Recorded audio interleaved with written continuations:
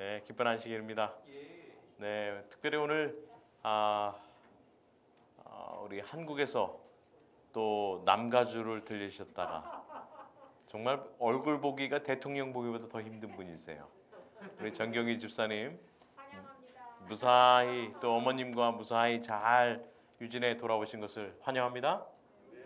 네, 정말 얼마나 바쁘신지 몰라요. 제가 보니까 은퇴하고 이렇게 집에 있는 분들이 사실은 더 바쁜 분들이에요. 왜냐하면 신경 쓸 게 더 많았어요. 자, 어쨌든 오늘 한 주간의 여러분들 삶 가운데 하나님의 은혜가 충만하시길 바랍니다. 지난주 우리는 창세기 11장까지 11장 가운데 나오는 5가지 톨레도 족보 이야기를 좀 봤습니다. 그러면서 이 마지막 10장 11장에서 노아의 이야기로 끝나게 됐는데 특별히 이 주목할 만한 인물이 있었다라고 얘기했죠.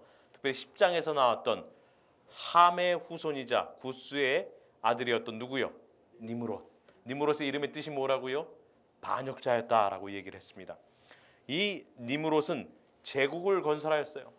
가인과 마찬가지로 그가 제국을 건설하고 성읍을 쌓고 그리고 이 사람들을 핍박하는 억압하는 그러한 정치를 펼쳤습니다.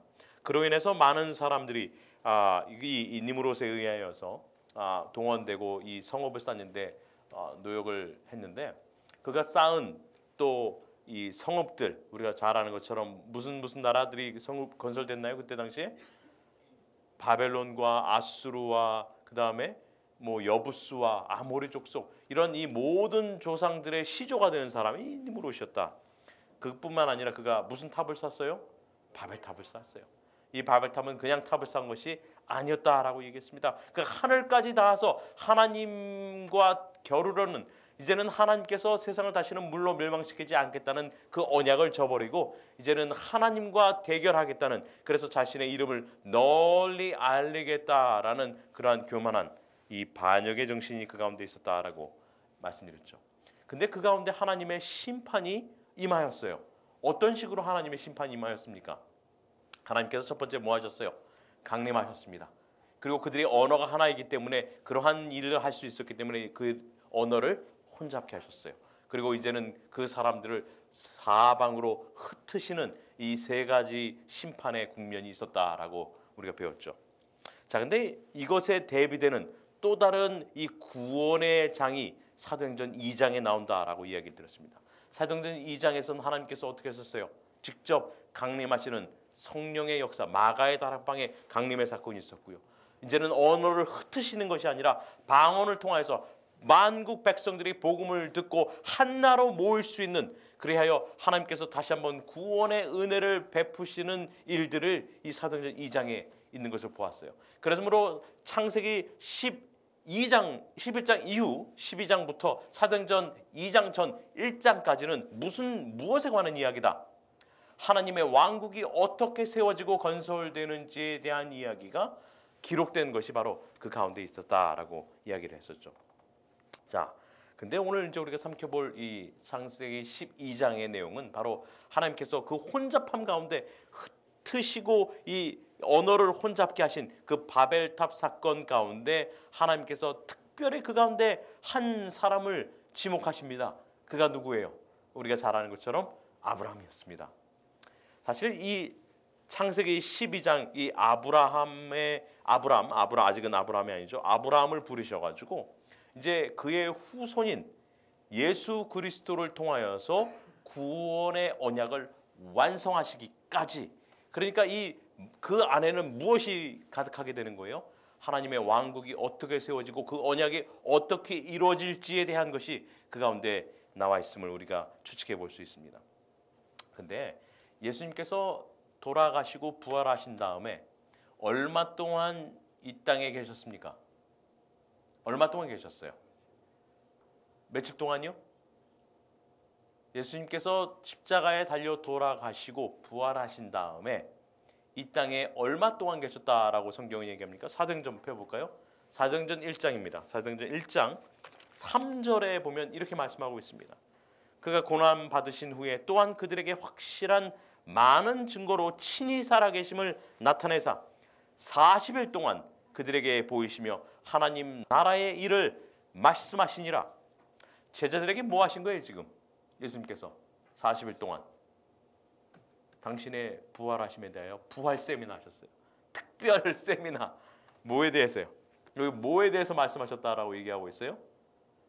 하나님 나라에 대한 말씀을 하셨다.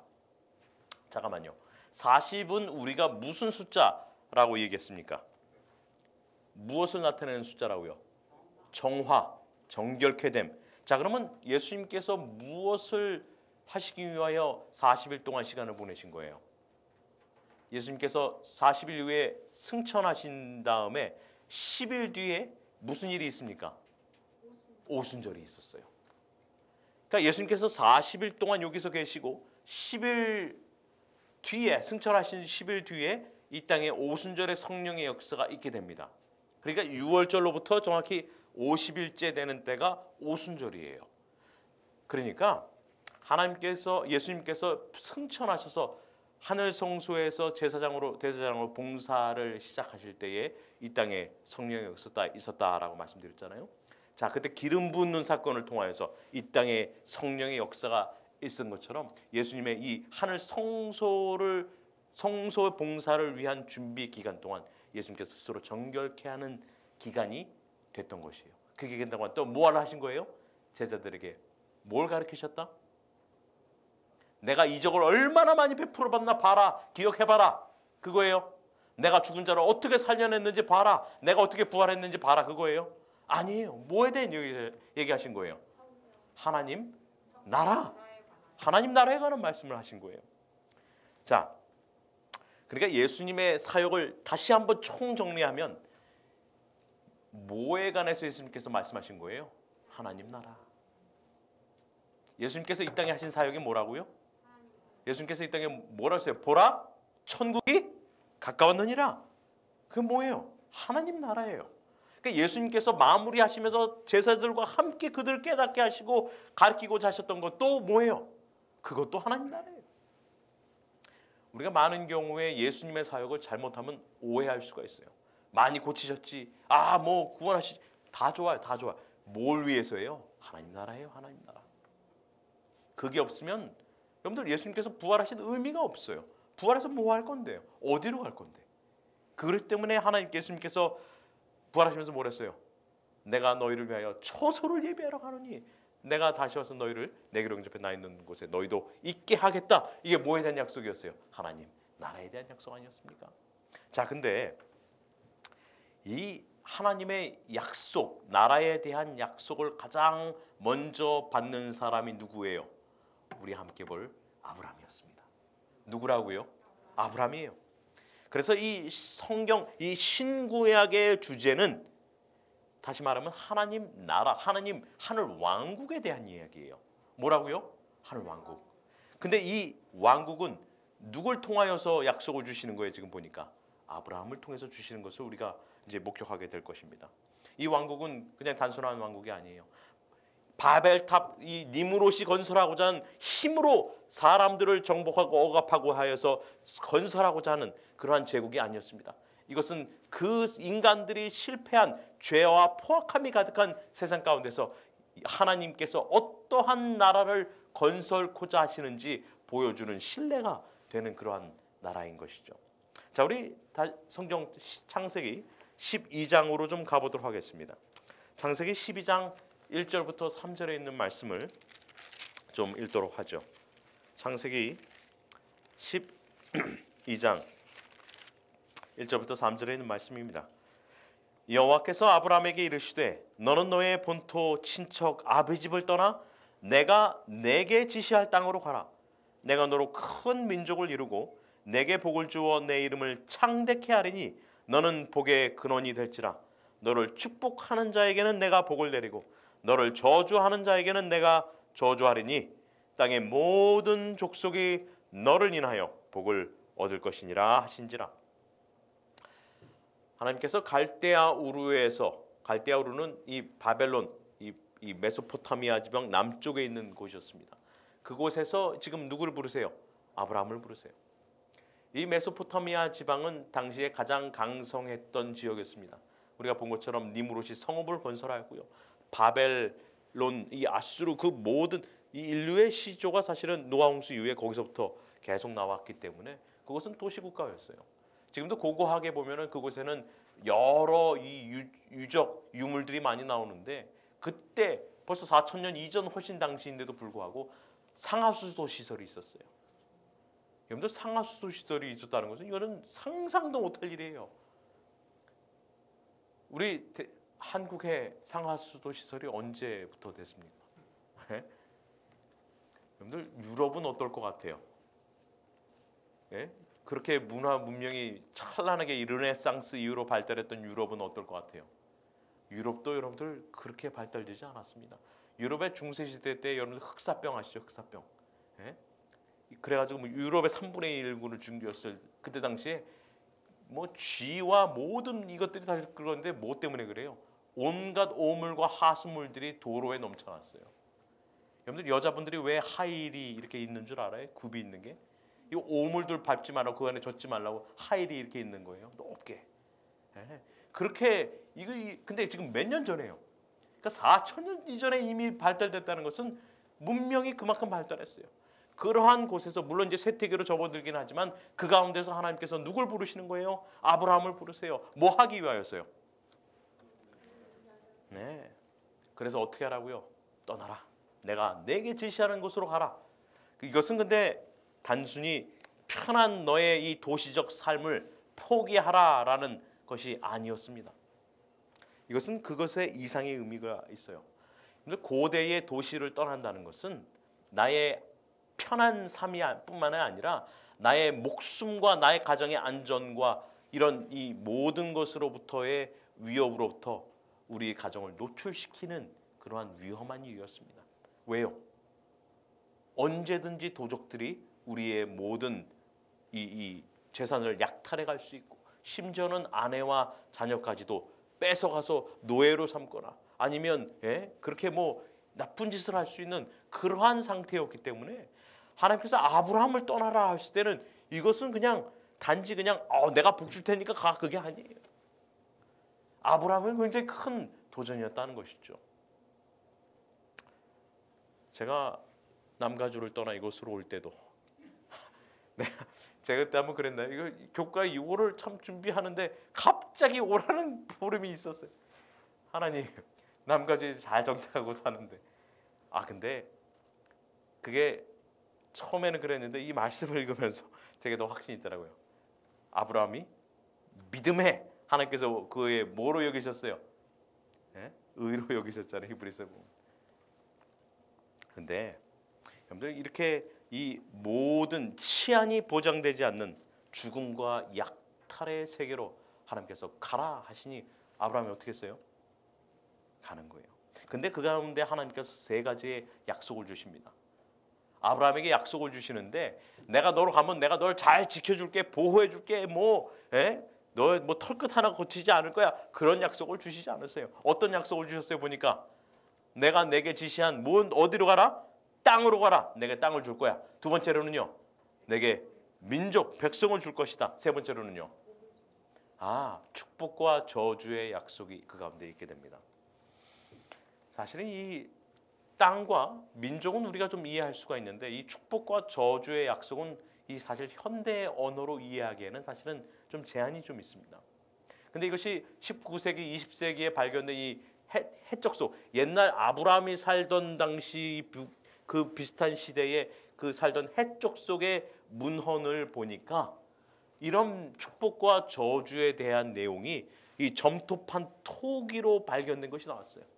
그것을 연구해 보니까 똑같은 표현이 있어요. 너를 축복하는 자에게 내가 축복하고 저주하는 자에게 저주하겠다. 이거 어떤 문서였냐면 이게 외국과 맺는 조약 문서였습니다. 가만히 있어봐. 이게 무슨 얘기야? 그래서 찾아보니까 이게 이런 거예요. 여러분들 옛날 고대 세계에서는 나라로 인정받기 위해서는 뭐가 필요했냐면은 주변 강대국들의 인정이 필요했습니다. 강대국들이 나도 국가 할 거야. 나도 이제 내가 왕이야. 그럼 강대국들이 어떻게 할까요? 네가 무슨 왕이야? 딱 침공해 버리면 끝나거든요. 그러니까 그들에게서는 무슨 제가가 필요했냐면은 강대국들의 제가가 필요한 거예요. 강대국들이 그래 너 나라로 인정해 줄게. 그러면 뭘 맺어야 돼요? 동맹 조약을 맺어야 돼. 그러니까 동맹 조약을 맺는데 그러면 동맹 조약을 맺으면 지금은 여러분들 유엔이 나라가 인정해 주면은 나라가 되는 거예요. 하지만 그때 당시에는 이 힘의 지배가 있었기 때문에 강대국에 절대적으로 의존했었던 것이죠.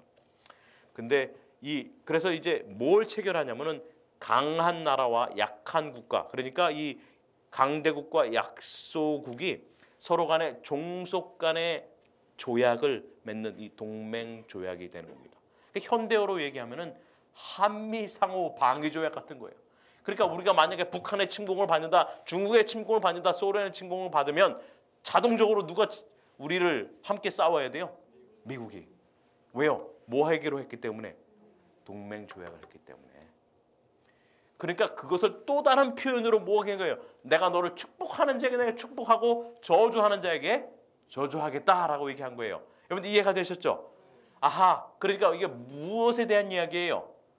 주권 국가로 인정해주는 바로 주권 약속인 거예요.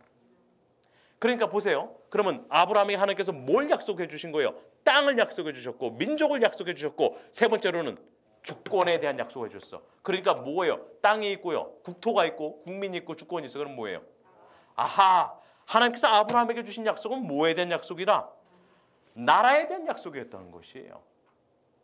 그러니까 아브라함은 우리는 지금 잘 이해하는데 이게 시간이 좀 걸렸지만 아브라함은 즉시로 이해했을 것이 이것은 하나님께서 내게 무엇을 약속해 주시는구나. 아, 나를 통한 나라에 대한 약속을 주시는구나. 자, 아브라함이 이제 그것을 이해하고 이제 가게 되는데 여러분들 이 고대에는 이 특별히 동맹 조약을 맺을 때에는 각자가 섬기는 신들의 이름으로 각자가 각 나라가 섬기는 신들의 이름으로 이 맹세를 하는 것이 있었습니다.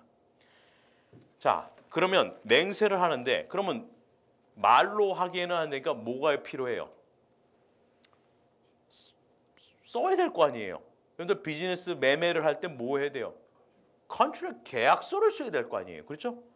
매도인과 매수인이 계약서를 쓰고 그 다음에 뭐 해야 돼요? 다 똑같이 쓰고 난 다음에 사인해서 그러면 고대에서 이걸 어디로 가져갔냐면 각자의 신전으로 가져갔습니다. 그러니까 똑같은 사본이 어디로? 한쪽은 이쪽이 동맹 맺은 이쪽 신전으로 또 이쪽 이거는 어디로? 반대쪽 신전으로 가게 되는 거예요. 그래서 이것을 매해 그들이 이 신의 절기 때에 신들을 섬길 때에 그들이 이것을 가져 나와서 그들 백성들 앞에서 읽고 그것을 지키기로 맹세하는 일들이 있었다는 것입니다. 자, 근데 그 맨 뒷부분에는 무슨 내용이 붙어요? 이것을 지키면 이렇게 해서 우리가 이것을 너를 축복하는 자에게 축복하고 이것을 어기면 우리가 저주, 신의 이름으로 저주하는 이 맹세의 기록이 있게 되고 거기다 인을 탁 찍는 거예요. 자, 그러니까 이걸 이해하니까 십계명에 대한 이해가 달라져. 십계명은 우리가 어떻게 생각했습니까? 첫 번째 돌판에는 첫 번째부터 네 번째까지 있고 다섯 번째부터 열 번째까지는 그러니까 하나님에 대한 것과 인간에 대한 계명으로 이해를 했는데 사실은 그게 아닌 것 같아요. 왜냐? 보세요. 여러분들 이스라엘이 누구와 언약을 맺었어요? 하나님과 언약을 맺었어요. 자, 그러면 그러니까 이스라엘 백성, 그러니까 하나님은 당신의 신전에다가 보관해야 되죠. 원본, 그죠? 또 다른 카피본은 어디다가 또 보관해야 돼? 이스라엘 백성들은 그것도 섬기는 하나님의 성전에 보관을 해야 돼. 그러니까 하나님 당신의 성전도 어디예요? 그렇지, 지성소의 언약궤 아니었고 백성들이 섬기는 하나님의 신전도 어디예요? 지성소. 그러니까 그 두 카피본이 어디로 들어갔어야 되는 거예요? 언약궤 안으로 들어갔어야 되는 거예요. 그러니까 한 번에 첫 번부터 열 번째 계명까지 있고 두 번째 판에도 열 번째부터 네 번째까지 계명까지가 있는 거예요. 그러면 이는 어디에 찍혔어요? 아하, 하나님이 이는 그래서 넷째 계명에 찍히는 거예요. 왜? 이는 뭐가 필요하기 때문에 이름과 직위와 그가 다스리는 영역이 필요하기 때문에. 그러니까 우리가 그것을 이해가 아하 그래서 두 돌비가 어디로 들어왔구나. 하나님의 언약궤 안으로 그렇게 들어갔다는 것이죠. 자, 그래서 이제 이것을 이 이스라엘 백성들이 매해 절기 때마다 끝내서 어떻게 했어요? 언약을 낭독하는 거예요. 모세가 백성들에게 낭독하였듯이 여호수아가 백성들에게 낭독하고 그 모든 지도자들이 낭독하게 되었던 것이죠. 그래서 하나님의 언약을 지키면 어떤 일이 있습니까? 신명기 28장 6절에 좀 볼까요? 신명기 28장 6절. 우리가 그 하나님의 언약을 이스라엘 백성들이 그래서 네가 이 언약을 지키면 하나님께서 어떻게 하세요? 네가 들어와도 복을 받고 나가도 복을 받는다. 자, 근데 지키지 않으면 어떻게 합니까? 28장 19절 뭐라 그래요? 네가 들어와도 저주를 받고 나가도 저주를 받겠다. 이렇게 축복과 저주가 누구의 이름으로? 신의 이름으로 이제 붙게 되는 것이죠. 자, 이렇게 아브라함에게 주신 언약 세 가지를 주셨다라고 얘기했습니다. 그렇죠? 땅과 민족과 그 다음에 축복과 저주의 약속이었는데 땅은 국토였고요. 그 다음에 민족은 국민이었고요. 그 다음에 축복과 저주의 약속은 주권이라고 말씀을 드렸습니다. 그다음에 이 주권이 굉장히 중요한 역할을 하죠. 아무리 국토가 있고 국민이다 할지라도 주권이 없으면 나라의 역할을 할 수 있습니까? 없어요. 왜요? 여러분들 우리나라가 36년간 일제치하했을 때에 삼천리 금수강산 모든 한민족들이 있었지만 주권을 잃어버리니까 나라를 잃어버렸단 말이에요. 그러니까 이 주권이 굉장히 중요한 거였어요. 자, 그러면 땅은 어디를 약속받은 거예요? 지금 보니까 나중에 보니까 이것이 가나안 땅이었고요. 민족은요 이스라엘 백성들이었습니다. 창세기 이제 22장 보면은 하늘의 별처럼 바닷가의 모래처럼 내 후손이 많게 하겠다. 그러면 이 축복과 저주의 약속은 오늘 보세요. 주권 언약을 이행해 주시는데 당시의 고대 국가에는 주권 언약을 누가 이렇게 인정해 줬다고요? 주변의 강대국들이. 근데 지금 하나님께서 주권 국가를 인정해 주겠다는 건 누가 주변에 애굽도 아니고 바벨론도 아니고 누가 인정해 주겠다는 거예요? 하나님 자신이요. 그러니까 이스라엘 백성들은 정말 특권을 얻은 아주 특별한 백성임에 틀림이 없었다는 것이죠. 이것이 바로 하나님께서 세우고자 했던 나라. 바벨론 하나님을 대적하고 바벨탑을 쌓고 하나님을 대적하는 그런 나라들이 아닌 하나님께서 인정해주고 하나님께서 세우시고 하나님께서 보호해주시고 하나님께서 주권국가로 허락해 주시는 그러한 나라가 이스라엘 백성, 특별히 이 아브라함을 통하여서 주시겠다는 약속을 언약을 지금 이곳에 하고 있는 것입니다. 그러면서 하나님께서 뭐를 축복하세요? 아브라함을 축복하세요. 근데 네가 복을 받을 것이야 라고 하지 않습니다. 여기 보니까 뭐라 그래요? 복이 될지니라.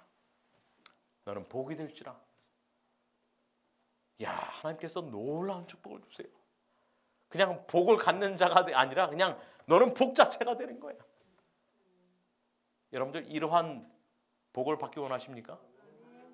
하나님의 약속을 믿는 자는 아브라함의 자손이 영적인 아브라함의 자손됨을 통하여 그 언약이 우리에게 이루어질 줄 믿습니다. 이것을 믿는 모든 주님의 자녀들에게 이러한 축복이 있기를 바랍니다. 그럼 반대로 아브라함을 공격하면 어떤 일이 일어나는 거예요? 누가 공격하는 거예요? 아브라함이 공격해요? 누가 아까 전에 동맹전 누가 맺었어요? 하나님이 맺었어요. 누가 프로텍트 해주는 거예요? 그러니까 여러분들 어깨 좀 피고 다니시기 바랍니다. 누가 여러분들을 호위해주고 보호해주는 거예요? 누굴 믿으면? 그 하나님의 언약 그것을 내가 믿음으로 믿으면 하나님이 내 뒤에 계신 거예요. 여러분들 어릴 적에 누구 뒤에만 가면 누구랑 막 친구랑 싸우고 막 그래도 뭐 좀 한 대 얻어 터지더라도 누구 뒤에 가면 어깨가 펴져요? 아빠 뒤에 가면. 아빠 엄마가 더 강했어요. 여러분들 보세요. 누가 우리를 뒤에서 백업 해주시는 거예요? 하나님 해주세요. 그 사건이 어디에 있어요? 여러분들 창세기 12장 17절에 보면 아브라함이 어디로 내려갑니까? 애굽으로 내려가요. 근데 애굽에 내려갔을 때 여러분들 12장 17절 한번 볼까요? 창세기 12장 17절 뭐라고 나와 있어요? 여호와께서 아브라함의 아내 사레의 일로 바로와 그 집에 큰 재앙을 내리신다. 바로가 사레를 보니까 너무나 아름다워, 아리따워. 내 아내로 삼아야지, 누이를 하니까. 그래가지고 딱 취하려고 보니까 하나님께서 바로를 재앙을 내리셨어요. 그것을 깨닫고는 어떻게 했습니까? 아브라함에게 모든 금은 보화와 그러면서 아브라함을 선히 나가라고 내쫓는 장면이 나오죠. 여러분들 14장에 보면 또 어떤 일이 있습니까? 이 롯이 어디에 잡혀갔어요? 그돌라오멜의 왕이 와가지고 롯과 그 소돔 백성들을 다 사로잡아갑니다. 그때 당시에 누가 보여주신 거예요? 여호와 하나님이요. 여러분들 또 20장에 보게 되면 이 아비멜렉에게 이 현명하시고 나와가지고 그러면서 또 한번 다시 한번 똑같은 실수를 저지르는 아브라함과 이 아브라함을 하나님께서 보호해 주시고 구출해 주시는 장면이 있게 되는 것입니다. 누가 백업이 된 거예요? 하나님이요.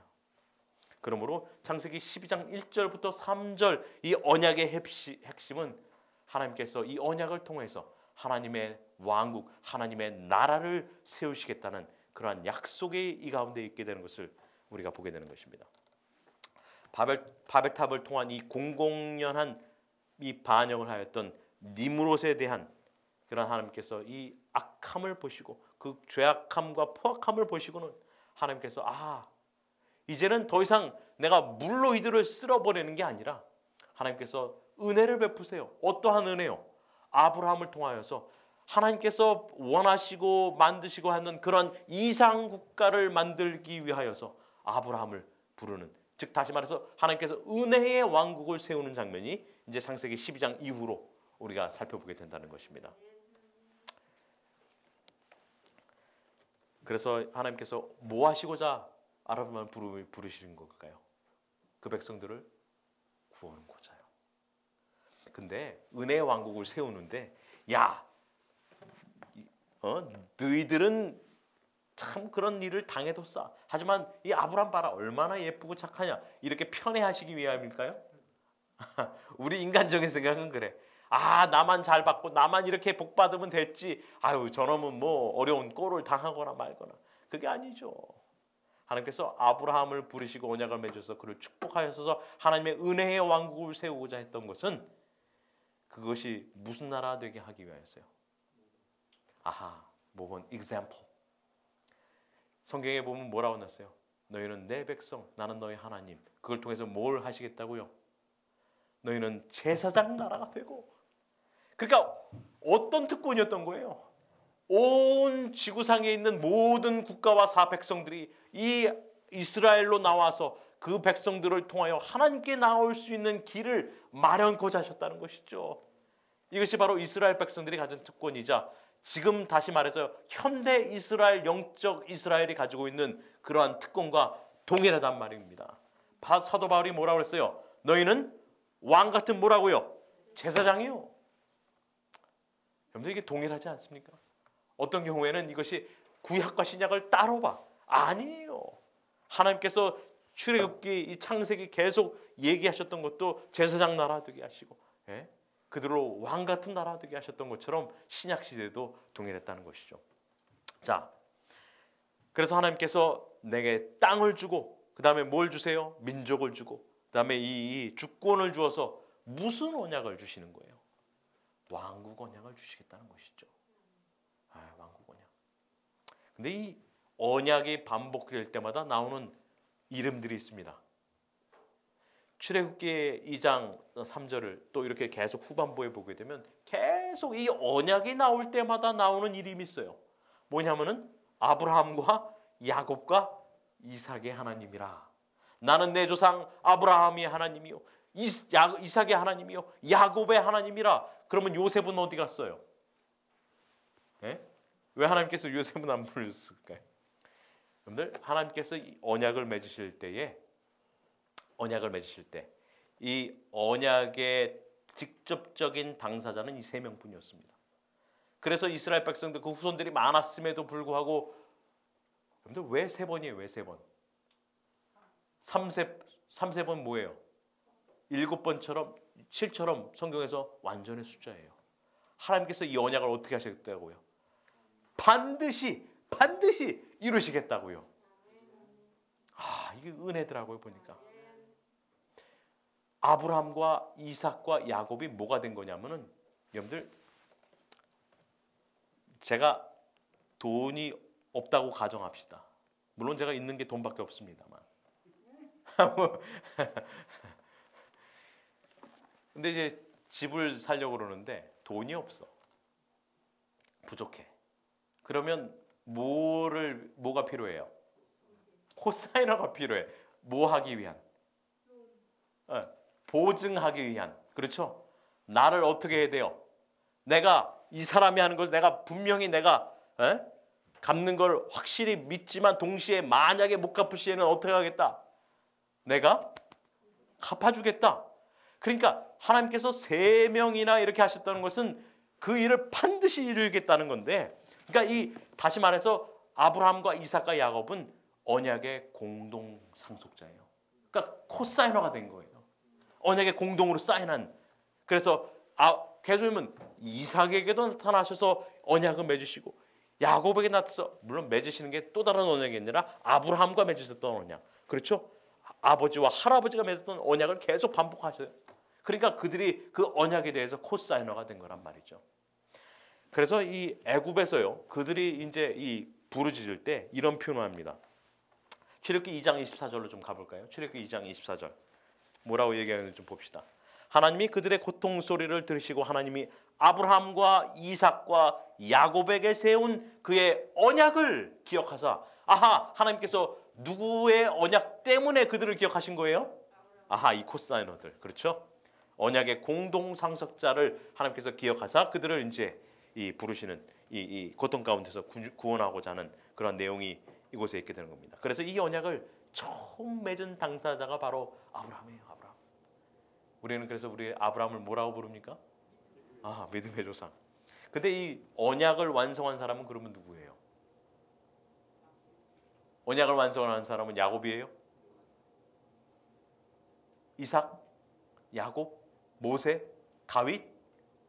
예수 그리스도예요. 예수 그리스도, 예수님. 그래서 예수님께서 죽고 부활하신 다음에 40일 동안 제자들에게 뭐에 대해서 가르치셨어요? 하나님 나라 하늘 왕국에 대해 가르친 거예요. 무슨 내용? 하나님 나라 하늘 왕국.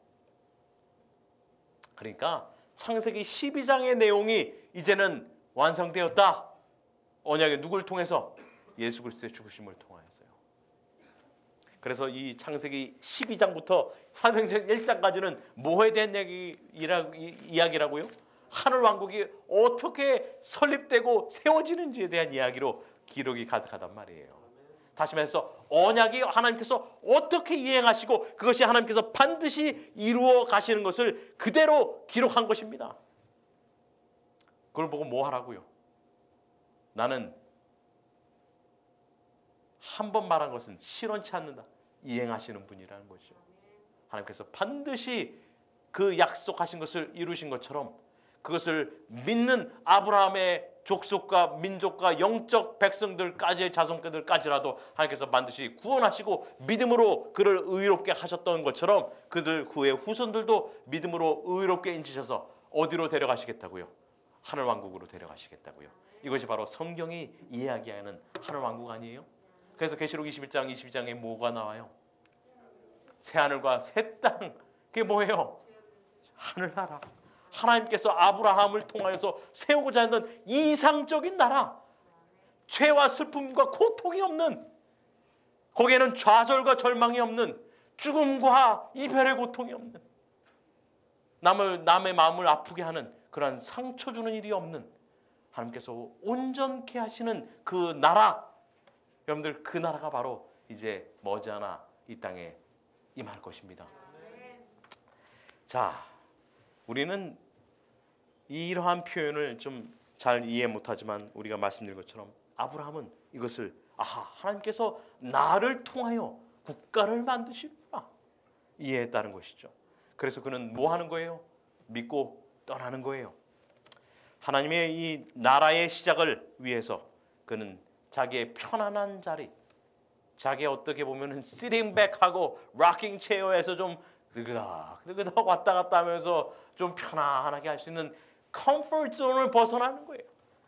앞에는 어떠한 위험이 도사리고 있는지 모릅니다.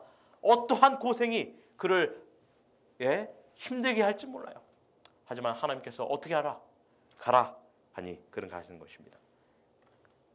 근데 여러분들, 사람들이 이걸 믿습니까? 믿지 않습니까?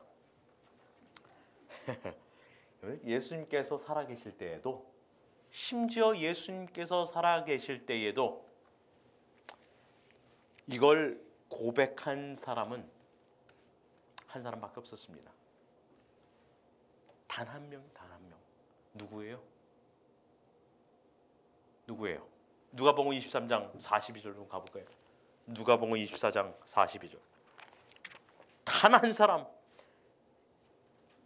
이르되 예수여, 당신의 나라에 임하실 때에 나를 기억하소서 하니 누구예요? 십자가상의 강도야. 참. 강도는 뭘 본 거예요?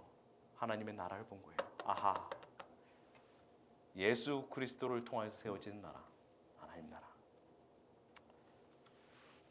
여러분들, 우리의 삶 가운데 여러분이 처한 환경과 어려움과 아니면 복잡함 때문에 혹시 마음이 어둡거나 영적으로 침침한 분 계십니까?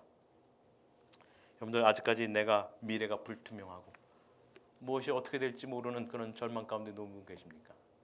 아니면 내가 주식은 좀 아니군요. 내가 좀 어려운 상황을 맞닥뜨리게 될 것 같은, 아니면 경제적으로, 아니면 영적으로.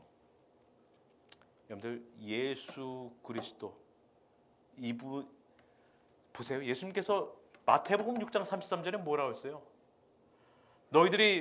너희는 먼저 어디? 그의 나라와 어디를 뭐예요? 하나님의 나라를 구하라. 그리하면 그의 하나님 나라와 그의 나라와 그의 의를 구하라. 그리하면 그 나머지 것들을 다 더하시리라. 여러분들, 그러한 축복이 여러분의 삶에 있기를 바랍니다. 이걸 믿은 거예요, 아브라함은. 여러분들, 아브라함은요, 이걸 믿은 거예요. 아하, 예수 그리스도 메시아를 통해서 이루어지는 하늘 왕국을 그는 영적인 눈으로 보았던 것이죠. 여러분들, 노아가 방주에 들어갈 때에 보세요. 방주만 뚝딱뚝딱 짓고 그런 것으로 그쳤어요? 그렇지 않아요. 어떻게 했습니까? 그가 식구를 이끌고 방주 안으로 들어갔을 때에 하나님께서 그를 구원하셨습니다. 아브라함도 마찬가지예요. 하나님의 나라에 대한 말씀을 믿는 것으로 그가 그치지 않았습니다. 그가 갈 바를 알지 못하지만 어떻게 했어요? 하나님의 말씀을 믿고 나아간 것이 그를 믿음의 조상 되게 했다는 것입니다. 하나님께서는 이 언약에 대한 순종을 사실은 그 어느 누구에게도 강요하지 않으세요.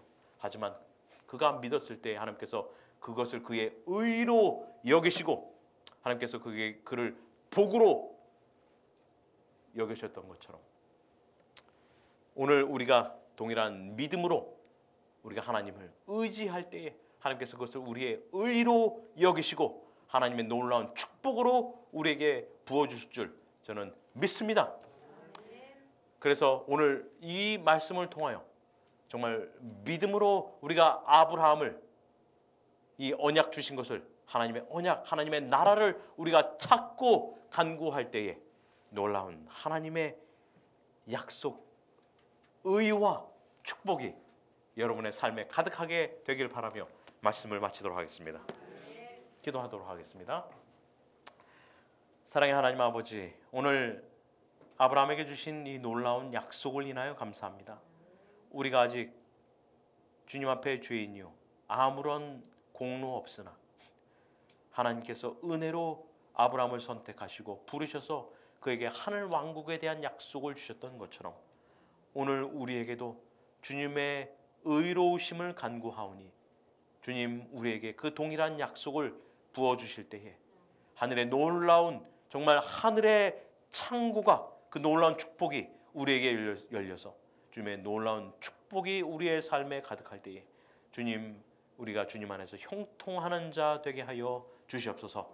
그러할 때에 주님께 나오는 주님의 백성들이 우리 모든 이웃들에게는 주님을 전하는 복의 도구가 되게 하시고 우리 주님께는 영광이 되는 주님의 제물 되게 하여 주시옵기를 예수 그리스도의 이름으로 간절히 기도하옵나이다. 아멘.